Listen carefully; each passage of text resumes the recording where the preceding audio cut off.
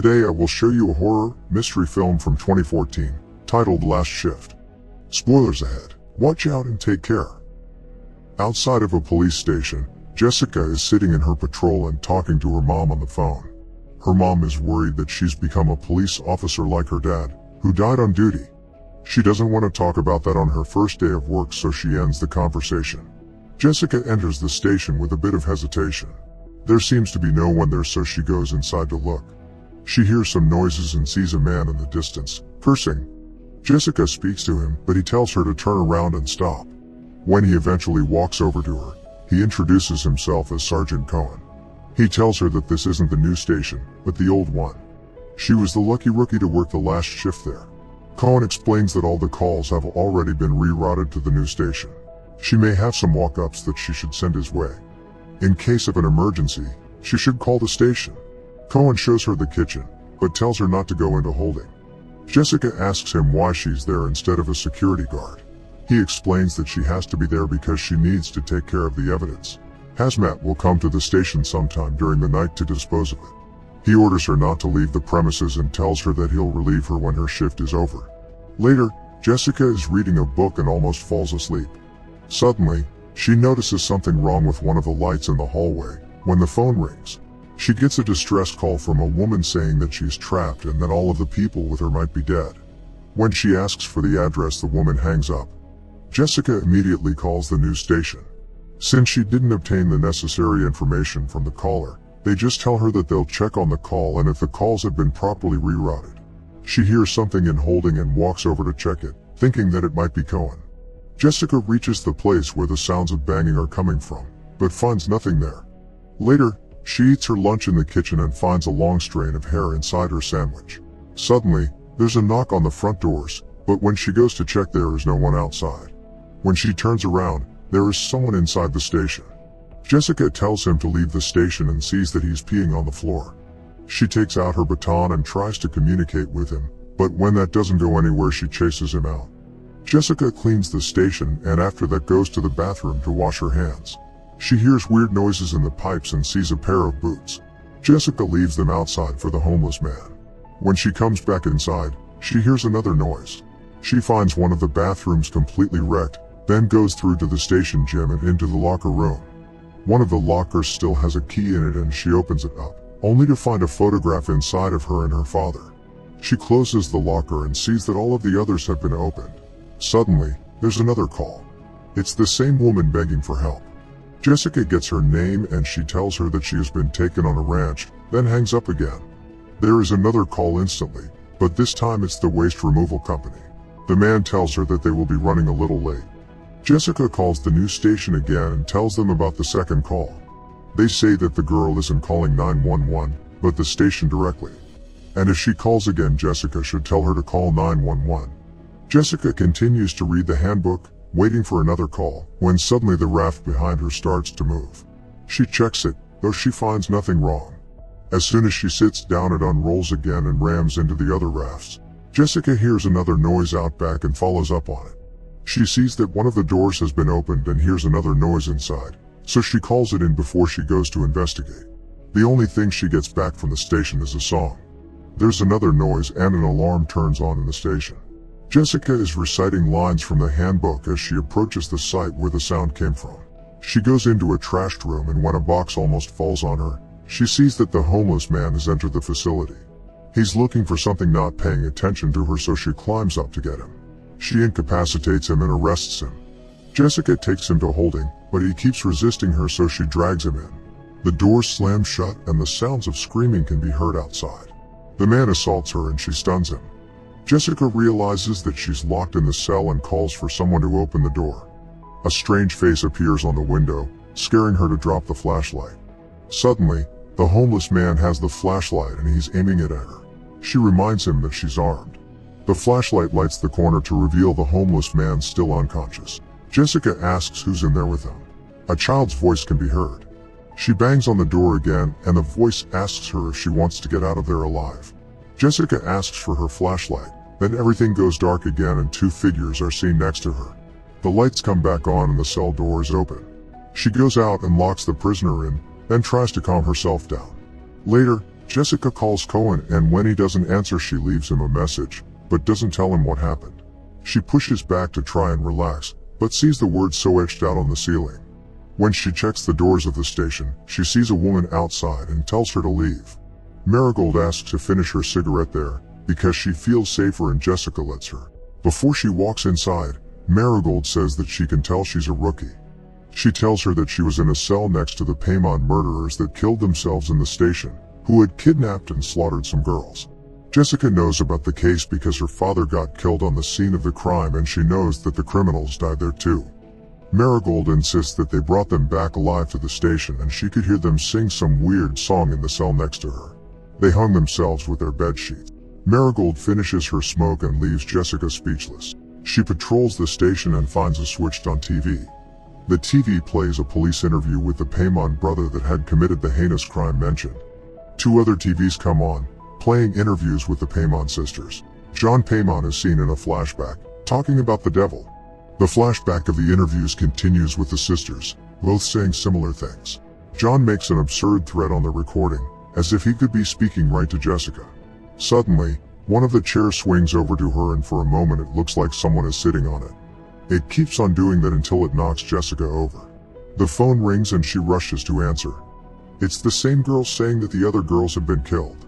The people that have done that keep singing the same song that Marigold told her about.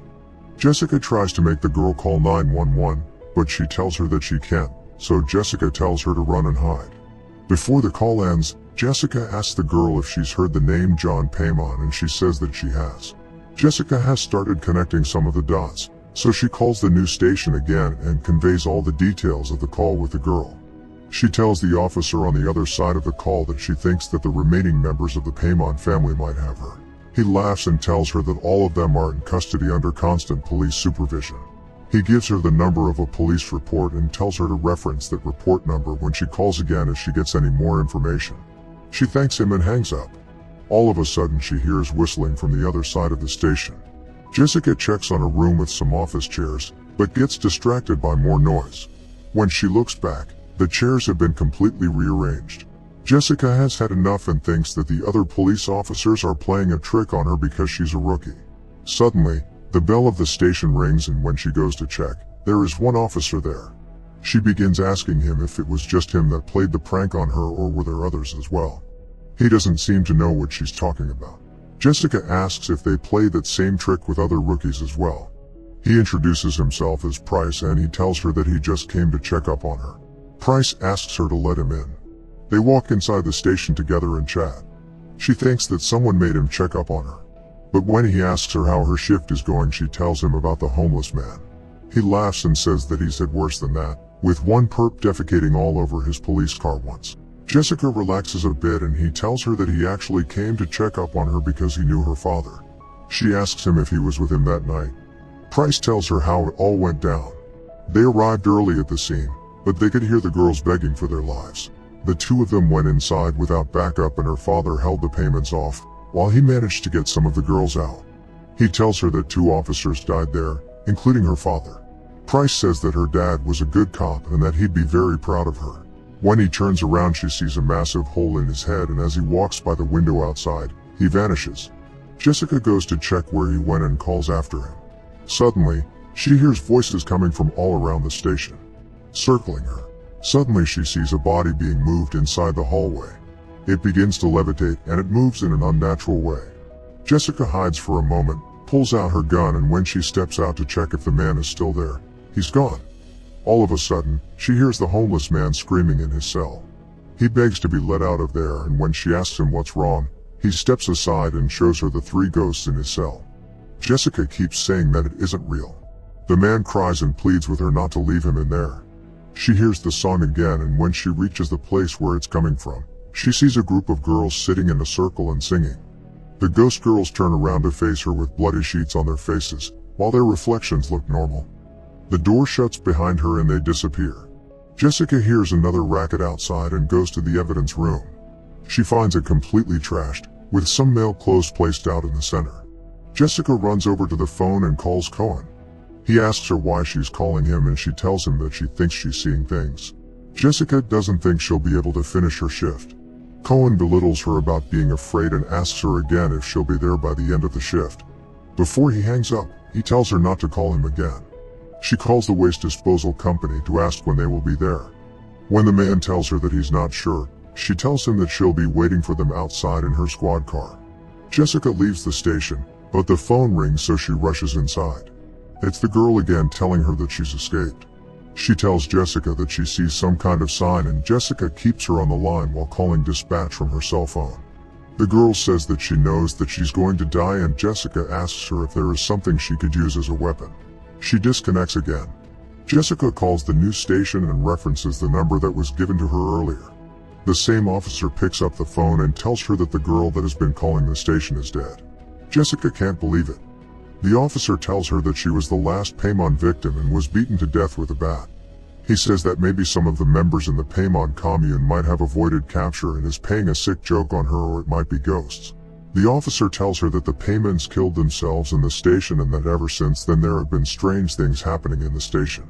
A photograph drops behind Jessica and she hangs up the phone. It's a post-mortem photo of her dad. She sees more photos on the ground from the Paimon crime scene of the girls that died there. There is also one of Price. Jessica closes her eyes for a moment, hoping it will go away, but when she opens her eyes, the photos are arranged neatly in the hallway. Jessica hears screams inside her mind as the mug shots from the Paimon family are seen. Suddenly, the photos catch fire. Jessica wakes up on the hallway floor to her phone ringing. Her mom is on the other line, saying that she's sorry for bringing up her father. Jessica notices her gun is missing. Suddenly, she sees someone in the hallway, and when she follows them, she gets knocked out. She wakes in an interview room with a woman. Jessica isn't sure what's real anymore. The woman tells her that she would do anything for John Paimon and that it was her that he should have taken with him that night. She asks Jessica if she's seen him there and tells her that she has too. Then the woman says that she's there to celebrate the 1-year anniversary of his death and kills herself with Jessica's gun. The phone rings again and Jessica walks by the body, takes her holster and her gun back, then gets to it. It's the same girl on the phone. When Jessica tells her that she's dead, the girl starts laughing and the sound of the bat hitting her can be heard over the phone.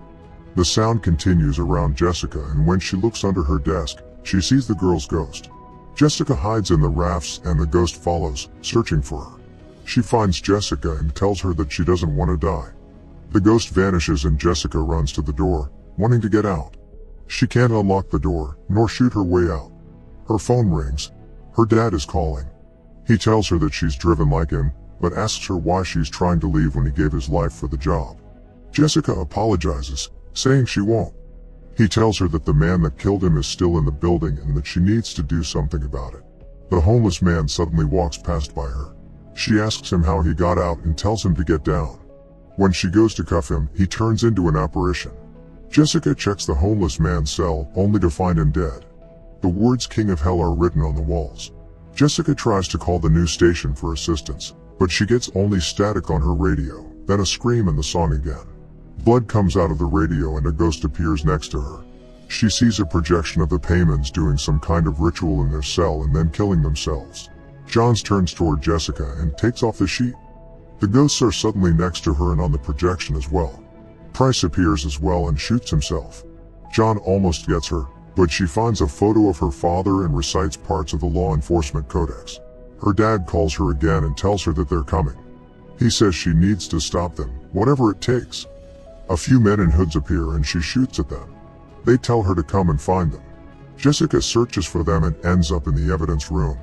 She hears them again and goes after. Jessica shoots one and continues after the others. She takes out another one and incapacitates another. He starts talking about the devil and she shoots that one as well. Suddenly, she gets shot too. Cohen appears behind her with his gun raised at her.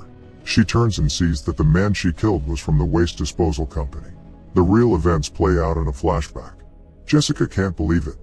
She's killed all the guys from the company that were supposed to come and take care of the evidence. Cohen calls the situation in, while Jessica sings the Paimon song. The 3 Paimon ghosts appear and take her. Make sure to subscribe and turn on notifications so you can watch more videos like this. Thanks for watching.